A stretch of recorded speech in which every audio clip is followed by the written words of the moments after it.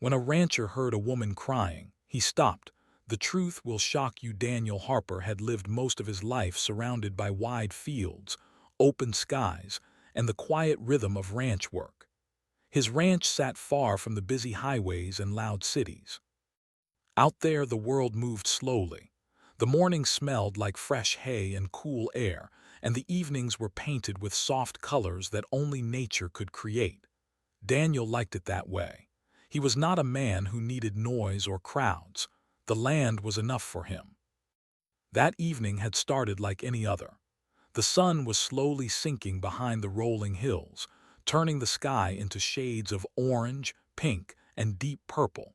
Daniel had spent the whole day repairing a broken fence on the far side of his property. One of his calves had wandered too close to the old wooden posts, and he did not want to take any risks. Life on a ranch required attention to small details. A loose nail, a weak wire, or a broken gate could turn into a big problem by morning. By the time he loaded his tools into the back of his truck, his shoulders felt heavy. His hands were rough and dusty. He wiped his forehead with a cloth and looked around. The land stretched for miles in every direction. Dry grass moved gently in the evening breeze. A few birds crossed the sky, flying back to wherever they called home. He climbed into his old pickup truck and started the engine. The familiar rumble felt comforting. The headlights flickered on as the daylight faded. He began driving down the long dirt path that led back toward his house. The tires rolled slowly over small stones, creating a steady crunching sound. Daniel knew this road better than anyone. He had driven it thousands of times in every season, through summer heat, winter snow, and spring rain. He knew where the ground dipped slightly near the creek. He knew where the old oak tree leaned toward the road as if it were tired of standing straight. Nothing ever surprised him out there. At least, that was what he believed. As he approached the bend near the oak trees, he slowed down out of habit. Deer sometimes crossed the road at dusk. He leaned forward slightly, his hand steady on the steering wheel. That was when he heard it. At first, it was so faint that he almost ignored it. It blended with the sound of the wind moving through the grass. A soft, broken sound that came and went quickly. He frowned. Maybe it was just the wind shifting direction. The plains had a way of playing tricks on the ears. Sometimes the air carried distant sounds from miles away, making them seem closer than they really were. He kept driving. Then he heard it again. This time it was clearer. It sounded like someone crying. Daniel's foot slowly lifted off the gas pedal. The truck began to roll more slowly. His heartbeat quickened, though he could not explain why. He lowered the window slightly and listened. The air felt colder against his skin now. The evening had grown darker in the last few minutes. The sky above was losing its color, turning into a deep shade of blue. There it was again, a cry, soft, weak, but real. Daniel's mind raced. No one lived near that part of his land. The nearest neighbor was miles away. Visitors were rare, and no one would come walking through that stretch without a reason. He told himself it could be an animal. Sometimes young calves made sounds that almost resembled human cries. Coyotes could also create strange noises at night. But something about this sound felt different. It carried fear. He slowly pressed the brake pedal until the truck came to a complete stop. The engine continued running, its low rumble filling the silence. Daniel sat there for a moment, staring ahead at the dirt road disappearing into darkness. He could just drive home. It would be easy. He was tired. His back ached. The house was only 10 minutes away, and a warm meal was waiting for him in the fridge. But what if it wasn't an animal? What if someone truly needed help? Daniel was not the kind of man who ignored trouble. His father had taught him something when he was young. If you hear someone calling for help, you don't look the other way. Those words had stayed with him for years. The cry came again, longer this time, and closer. Daniel turned off the engine. The sudden silence felt heavy, almost pressing against his ears. Without the truck sound, the world around him seemed too quiet. The wind had slowed. Even the birds were gone. He reached for his flashlight, which he always kept beside the driver's seat. He checked the batteries quickly and stepped out of the truck. The door creaked as he closed it behind him. The ground beneath his boots felt dry and firm. He stood still, listening carefully. For a few seconds there was nothing. Then from beyond the oak trees to his left he heard a soft sob. It was unmistakable now. It was a woman's voice. Daniel swallowed. A strange feeling settled in his chest, part worry, part confusion.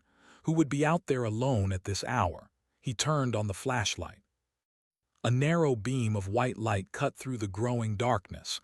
Dust particles floated in the air, glowing briefly as they passed through the light. "Hello," he called out, his voice steady but cautious. No answer. He took a few careful steps toward the trees. The dry grass brushed against his jeans. The wind picked up slightly, causing the branches above to sway gently. "Is someone there?" he called again.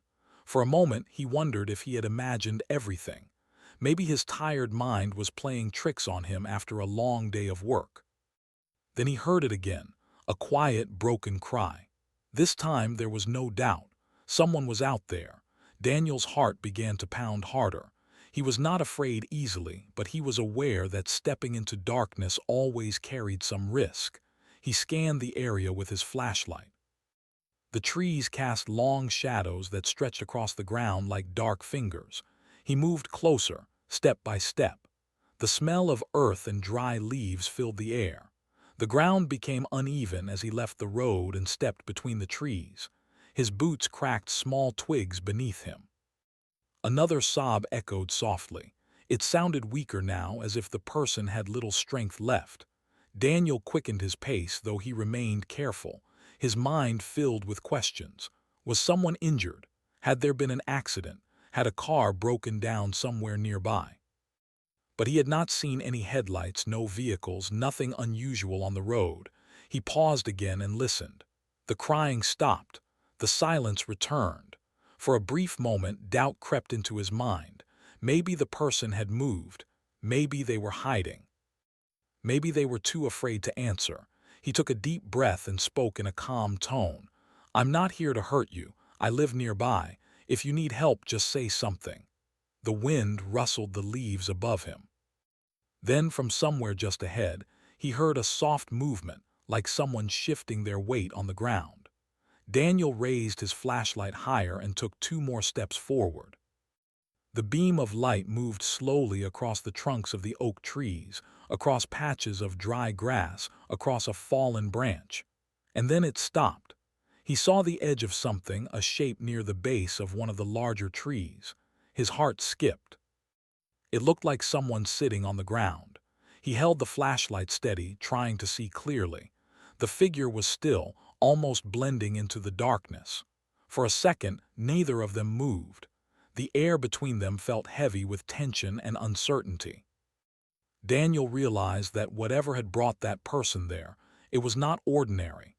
And deep inside, he knew that stopping his truck that evening was about to change everything.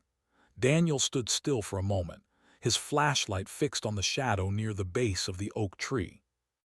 The beam of light trembled slightly, not because his hand was weak, but because the situation felt unreal. The open land that had always felt safe now carried a strange tension. He took one slow step forward. The shape became clearer. It was a woman. She was sitting on the ground with her back against the tree trunk. Her knees were pulled close to her chest, and her arms were wrapped tightly around them as if she was trying to make herself smaller. Her hair fell over her face, hiding most of her features. Her clothes looked dusty and wrinkled, as though she had been outdoors for a long time. Daniel lowered the flashlight slightly so the light would not shine directly into her eyes. "Ma'am," he said gently, "are you all right?" For a few seconds she did not respond. Her shoulders moved slightly as if she were trying to control her breathing.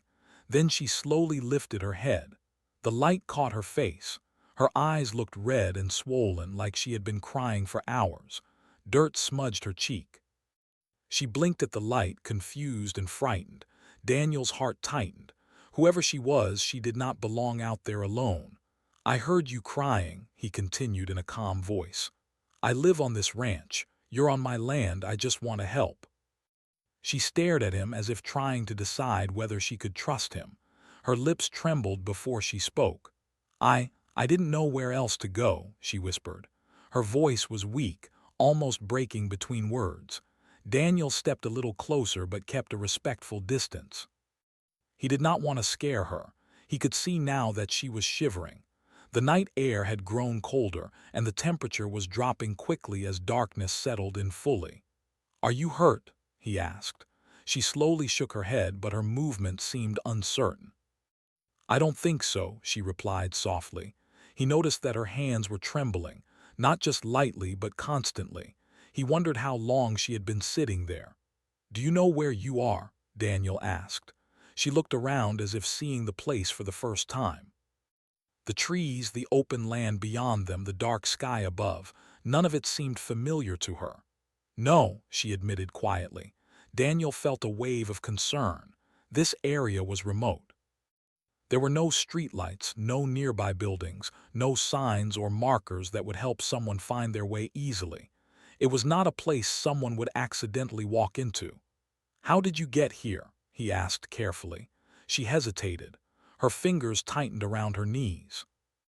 I was left here, she said finally. The words hung heavy in the air. Left here, Daniel repeated gently. She nodded, staring down at the ground. My boyfriend and I had an argument. He was angry. He drove for a long time. I didn't know where we were going. Then he stopped the car and told me to get out. I thought he was joking, but he was. He drove away. Daniel listened without interrupting. The story sounded simple, but something about it felt strange. This road was not easy to find unless someone knew the area well. It was not a place drivers reached by accident. Did he say where you were? Daniel asked. She shook her head again. I don't think he even knew, she replied softly. He just kept driving. Daniel glanced around.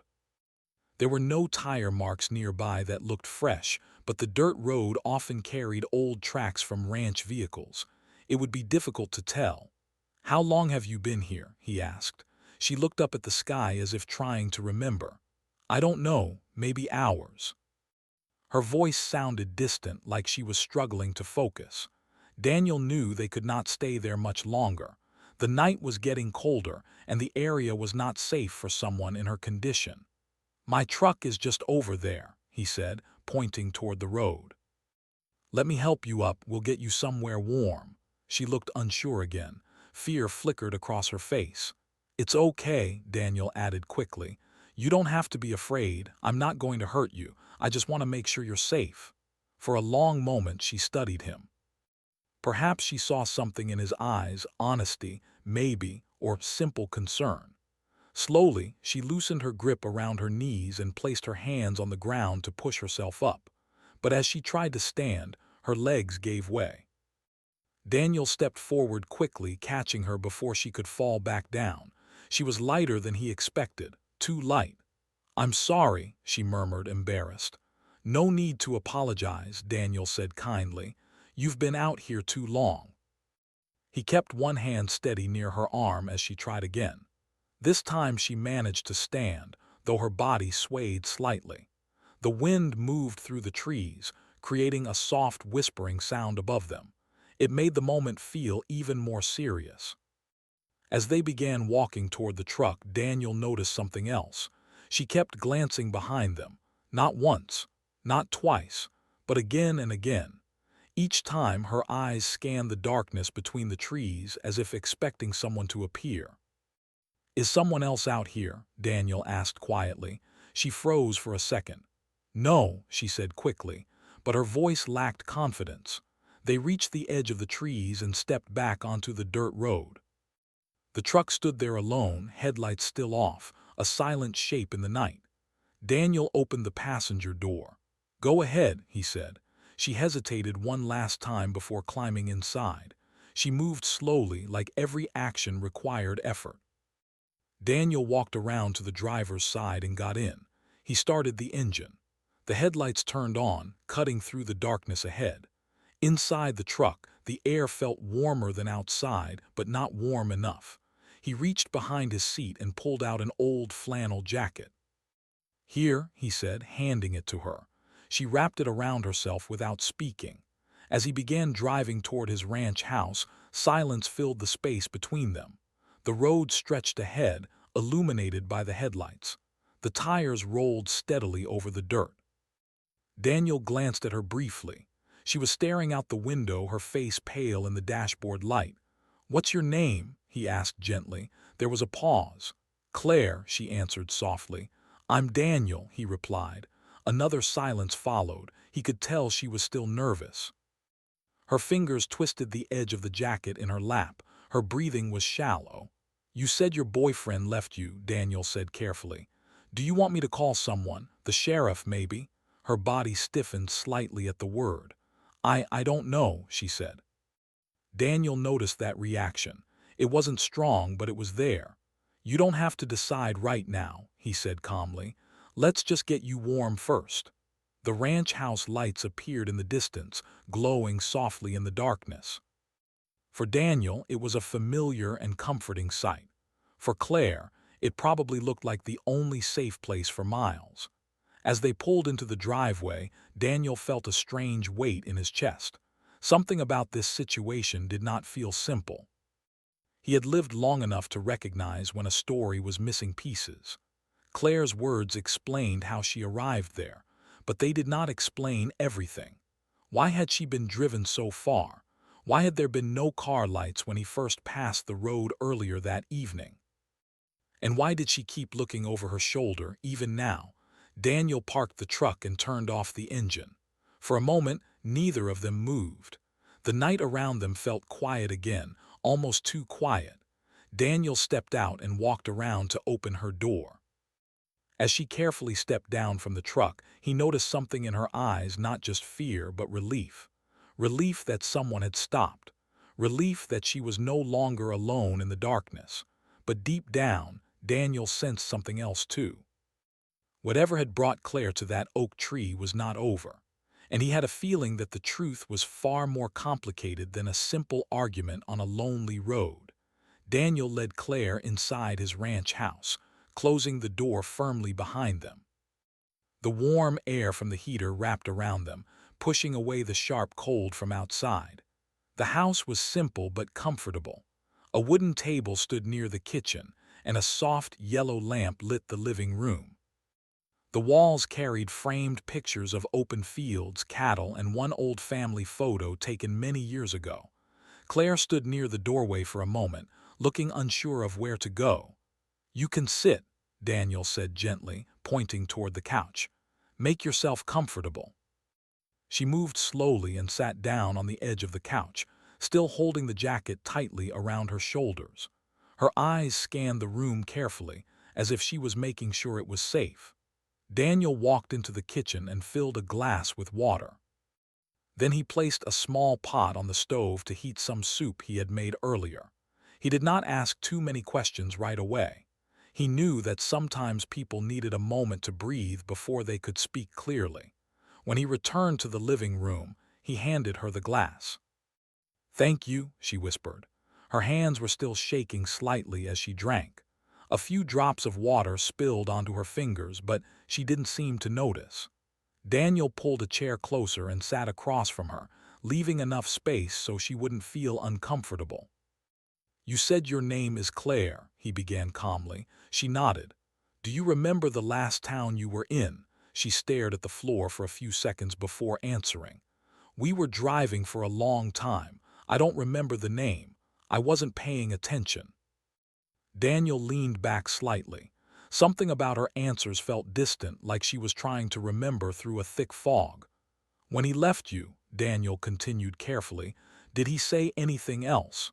Claire's fingers tightened around the glass. "He was angry," she said quietly.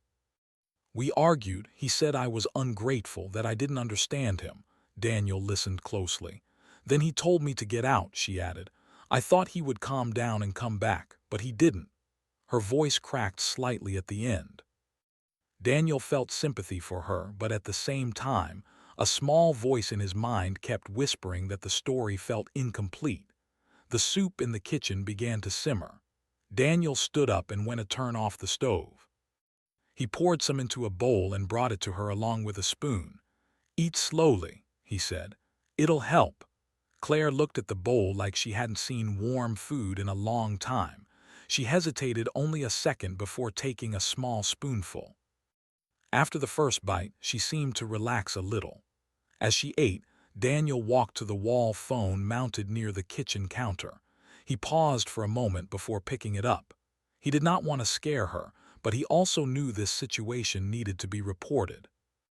He dialed the number for the local sheriff's office. When the sheriff answered, Daniel explained calmly what had happened. He kept his voice steady and simple, describing where he had found her and what she had told him. The sheriff said he would come by right away. Daniel hung up and turned toward Claire. She had stopped eating. "You called them," she said softly. "Yes," Daniel replied. "It's just to make sure everything is handled properly. They'll help." She nodded slowly, but her eyes showed worry again. "They're not here to hurt you," Daniel added gently. "They just need to know what happened." Claire returned to her soup, though her movements were slower now. The room felt quiet except for the ticking of the wall clock. Outside, the wind brushed softly against the windows. Daniel studied her more closely now that she was under proper light. There were faint shadows under her eyes, like she hadn't slept well in a long time. Her clothes looked worn, not just from one evening outside but from many days of use. "How long have you been with him?" Daniel asked carefully. Claire stared into her bowl. "A while," she said. "How long is a while?" She swallowed before answering. "I'm not sure exactly." Daniel felt that same uneasy feeling again.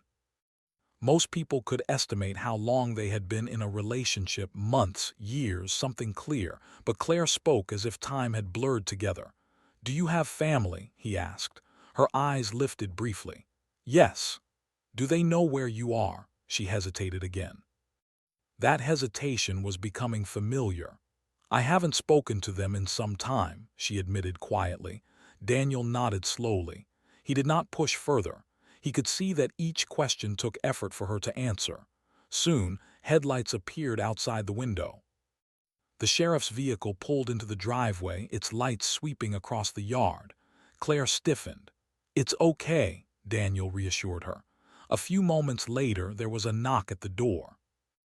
Daniel opened it and greeted Sheriff Collins, a middle-aged man with calm eyes and a serious expression. He stepped inside, removing his hat politely. "This is her?" the sheriff asked quietly. "Yes," Daniel replied. Sheriff Collins approached Claire slowly, speaking in a steady and respectful tone. "Ma'am, I'm Sheriff Collins. I just need to ask you a few questions." Claire nodded but kept her gaze low. She repeated the story she had told Daniel about the argument, the long drive, being forced out of the car. Her voice remained soft but steady. The sheriff listened carefully without interrupting. "What kind of car was it?" he asked. She described the vehicle in simple terms: dark color, older model. "License plate number?" he asked gently. She shook her head. "I don't remember." "Phone?" he asked. "I don't have it," she replied.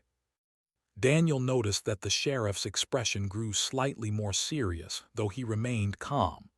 "Do you know exactly where he picked you up from today?" the sheriff continued. Claire paused longer this time. "We've been moving around," she said. "Moving around where?" She did not answer immediately. Daniel could see the tension building. Not anger, not guilt, but something else. Fear, perhaps, or confusion. After a few more questions, Sheriff Collins stood up. "We'll look into this," he said. "For now, she can stay here tonight if that's all right." Daniel nodded. "Of course." The sheriff gave Claire a reassuring look. "You're safe here. We'll figure this out." When he left, the house fell quiet again. Claire sat still for a long time after the door closed. The soup bowl rested empty in her hands. Daniel cleared his throat gently. "You can use the guest room," he said. "It's down the hall." She stood slowly. "Thank you," she whispered again. As she walked toward the hallway, Daniel noticed something else. Her steps were careful, almost uncertain, like someone who was not used to choosing where to walk freely. He watched her disappear into the guest room before turning off the living room lamp. Later that night, Daniel lay awake in his own room, staring at the ceiling. The wind outside had grown stronger, brushing against the wooden walls. He replayed the evening in his mind, the cry, the figure under the tree, the story. Something did not fit. He had lived in that area for decades. Strangers did not just appear on that road. And if someone had driven her there, he would have likely passed them earlier. There had been no headlights, no engine sounds, nothing. And one more detail stayed with him. When the sheriff had asked certain questions about time, about places, Claire's answers had been vague. Not dishonest exactly, but unclear. Daniel turned to his side, trying to settle his thoughts. Maybe she was simply in shock. Maybe the stress had blurred her memory. But deep inside, he felt that her story was only part of the truth. The night felt longer than usual. And though Claire was safe under his roof, Daniel had a feeling that whatever had happened before she reached his land was far more complicated than anyone yet understood. Daniel woke up before sunrise, just as he always did. For years, his routine had been steady and predictable. He would put on his boots, wash his face with cold water, and step outside to check on the cattle before breakfast. But that morning, his thoughts were not on fences or feed. They were on the guest room at the end of the hallway. For a moment, he lay still in bed, listening. The house was quiet, no footsteps, no doors opening, only the soft hum of the heater and the wind brushing lightly against the windows. He sat up slowly and rubbed his face. The events of the night before returned clearly to his mind, the cry in the darkness, the woman under the tree, her shaking hands, the sheriff's serious expression. Daniel stepped into the hallway. The door to the guest room was closed. He knocked gently. "Claire," he called softly. There was a short pause before he heard movement inside. "Yes," her voice answered, still weak but steadier than before. "Breakfast will be ready soon," he said. "Okay," she replied. Daniel went into the kitchen and began preparing simple food, eggs, toast, and coffee. The smell filled the house slowly. As he cooked, he looked out the window toward the fields. The sun was rising, spreading pale golden light across the land. Everything outside looked peaceful, almost too peaceful compared to the questions forming in his mind. A few minutes later, Claire walked into the kitchen. She had washed her face and her hair was tied back loosely. She still wore the same clothes, but they looked a little neater now. "Good morning," Daniel said gently. "Good morning," she replied, sitting carefully at the table. She looked slightly stronger than the night before, though her eyes still carried a tired look. They ate in silence at first. The quiet felt heavy but not uncomfortable. Daniel did not want to rush her with questions again. After a while, he spoke calmly. "The sheriff will probably come back today." Claire nodded slowly. She stared at her plate. "He'll want to check nearby towns," Daniel continued. "Maybe see if anyone saw a car matching your description." Her fork paused in midair. "Do you think they'll find him?" she asked quietly. "I don't know," Daniel answered honestly, "but they'll try." Claire lowered her eyes again.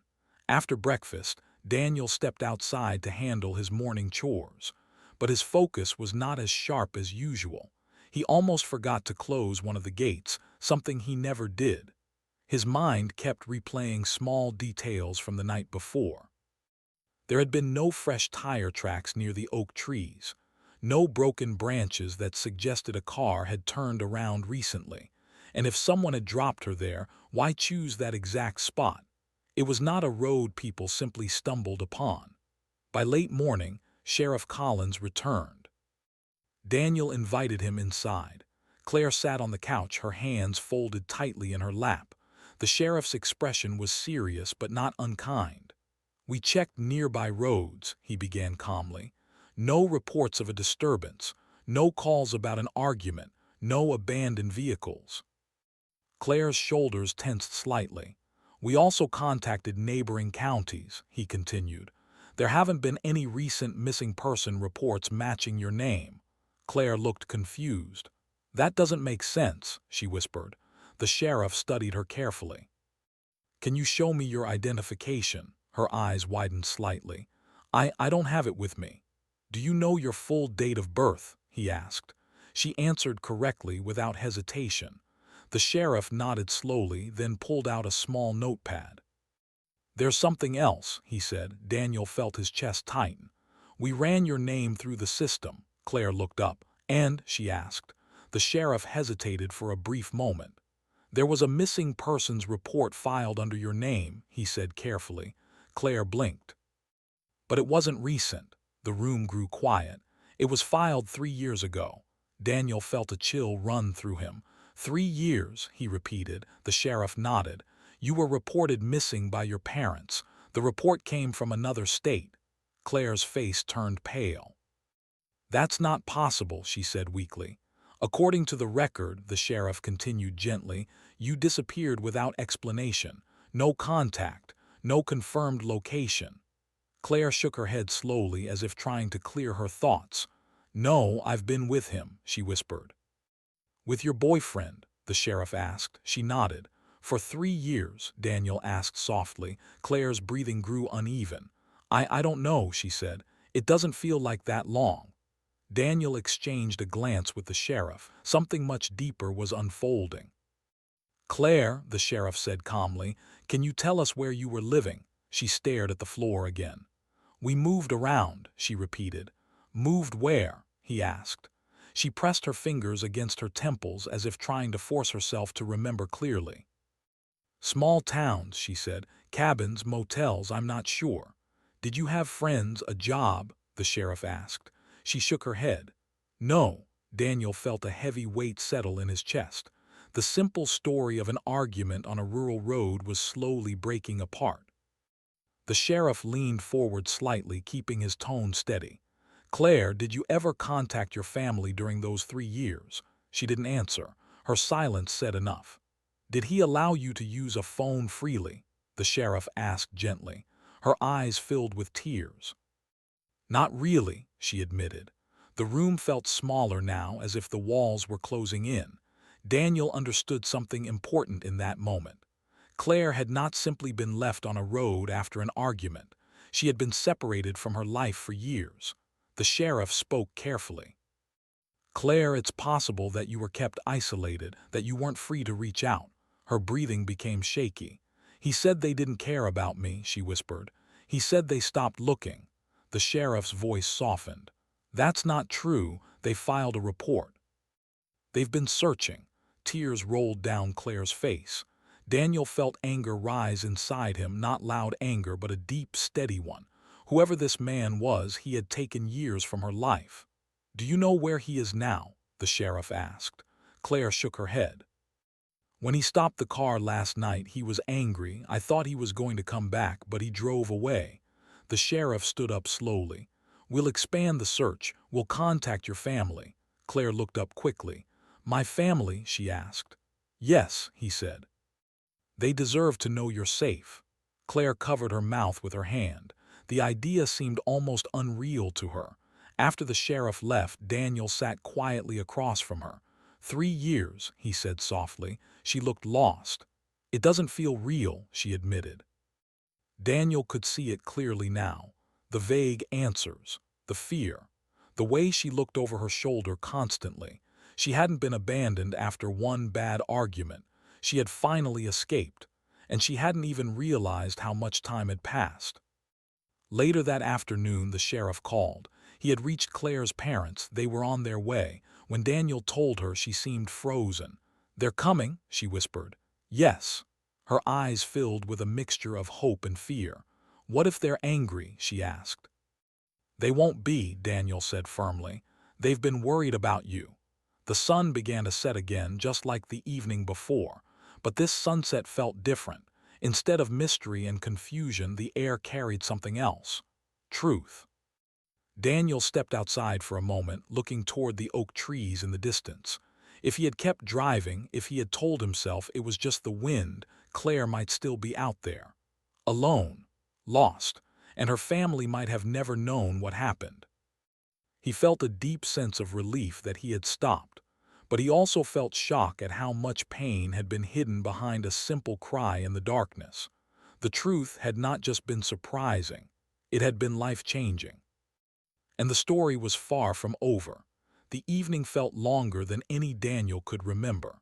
The sky slowly darkened outside the ranch house, and the headlights of passing vehicles were rare on the distant highway. Inside, the air felt heavy with waiting. Claire sat near the living room window, her hands resting quietly in her lap. She had barely spoken since Daniel told her that her parents were on their way. The news seemed to have opened a door in her mind, one that had been closed for years. Daniel kept himself busy in the kitchen, though there was not much to do. He cleaned dishes that were already clean. He wiped the table twice. He stepped outside once to check the yard, even though there was nothing to check. He understood that this moment did not belong to him. It belonged to Claire. Late that night, headlights appeared in the distance. Claire saw them first. Her body stiffened. She stood slowly, her eyes wide as the lights turned into the driveway. Daniel stepped closer to the door but did not say anything. He could feel her nervous energy filling the room. The vehicle stopped and the engine turned off. For a few seconds, there was silence. Then the car doors opened. Daniel opened his front door just as a middle-aged couple hurried toward the house. The woman's hands were shaking. The man's face looked pale and tense.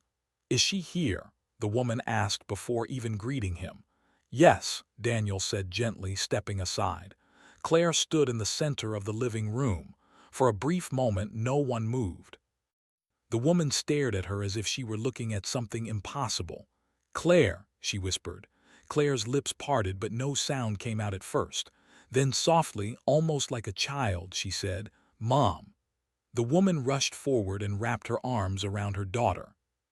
The father followed, holding them both tightly. None of them spoke clearly. Their voices broke with emotion. Tears flowed freely. Daniel stepped back quietly, giving them space. It was not loud or dramatic. It was something deeper, the kind of moment that only comes after years of waiting and hoping. After several minutes, they finally sat down together. Claire held her mother's hand tightly, as if afraid to let go. "We never stopped looking," her father said gently. "Not for a single day." Claire's eyes filled again. "He told me you gave up," she admitted. Her mother shook her head firmly. "Never, we would never give up on you." Daniel listened from a distance. He did not need to know every detail. What mattered was clear. Claire had believed she was forgotten. She had believed she was alone, but she had never been. Sheriff Collins arrived shortly after. He spoke quietly with Claire's parents, explaining what they knew so far. An investigation was already underway. Authorities from the other state were involved. They were working to locate the man Claire had described. Claire remained close to her parents the entire time. She seemed stronger now, as if simply being near them had returned some of her strength. Later that night, her parents decided to stay in a nearby motel until morning. They did not want to overwhelm her, and they understood she needed rest. Claire chose to stay one more night at Daniel's ranch house, saying she felt safe there. When the house grew quiet again, Daniel found himself sitting at the kitchen table, staring at the empty coffee cup in front of him. Claire walked into the kitchen slowly. "I don't know how to thank you," she said softly. Daniel looked up. "You don't have to," he replied. "Anyone would have stopped." She shook her head gently. "Not everyone." There was truth in her voice. Daniel thought about that. He had almost kept driving. He had almost convinced himself it was just the wind. But he hadn't. "Sometimes," he said slowly, "we don't realize how important a small decision can be." Claire nodded. "If you didn't stop," she began, but she could not finish the sentence. Daniel understood. The next morning felt brighter. The sunlight seemed warmer than usual, spreading across the fields in soft gold waves. Birds moved through the sky, and the ranch felt alive again. Claire's parents returned early. This time, when they walked inside, there was less tension and more quiet joy. Claire hugged Daniel before leaving. "You gave me a second chance," she said. Daniel shook his head gently. You found your way out, I just happened to be there. Still, he knew the truth was more than that. Sometimes being there was everything. The sheriff later confirmed that the man Claire described had been located in another town. The case was moving forward through proper legal steps. Claire would not have to face it alone. Her family stood beside her, and support services were already arranged to help her rebuild her life. Weeks passed. The ranch returned to its normal rhythm.